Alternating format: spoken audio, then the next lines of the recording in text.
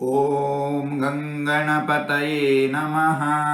ಶ್ರೀ ಗುರುಭ್ಯೋ ನಮಃ.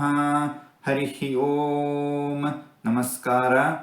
ಓಂ ಪ್ರಹ್ಲಾದ ವರದಾಯ ನಮಃ. ಪ್ರಹ್ಲಾದ ಭಗವಂತನ ಮಹಾಭಕ್ತ. ಪ್ರಹ್ಲಾದನ ತಂದೆಯಾದ ಹಿರಣ್ಯಕಶಿಪು ಭಗವಂತನನ್ನು ದ್ವೇಷಿಸುತ್ತಿರುತ್ತಾನೆ.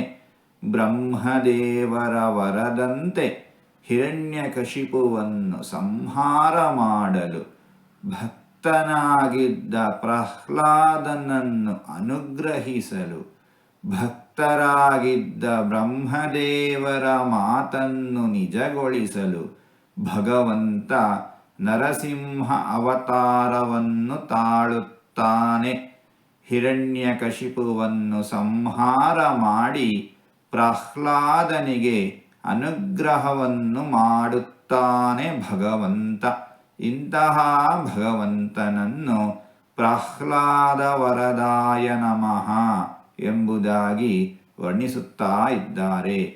ಹೀಗೆ 4 ತೊದಲು ಮಾತುಗಳನ್ನು ಆಡಿದ್ದೇನೆ. ಇದರಲ್ಲಿ ಏನಾದರೂ ತಪ್ಪುಗಳು ಇದ್ದರೆ ಆ ತಪ್ಪುಗಳನ್ನು ಬಿಟ್ಟು ಒಳ್ಳೆಯದು ಅಂತ ಏನಾದರೂ ಇದ್ದರೆ ಆ ಒಳ್ಳೆಯದನ್ನು ಮಾತ್ರ ಸ್ವೀಕರಿಸಬೇಕು ಅಂತ ಹೇಳಿ ಪ್ರಾರ್ಥನೆ. ಈ ನುಡಿಗಳನ್ನೆಲ್ಲ ಆಡಿಸಿದ ಭಗವಂತನಿಗೇ ಸರ್ವವೂ ಸಮರ್ಪಿತ. ಸರ್ವಂ ಶ್ರೀಕೃಷ್ಣಾರ್ಪಣಮಸ್ತು.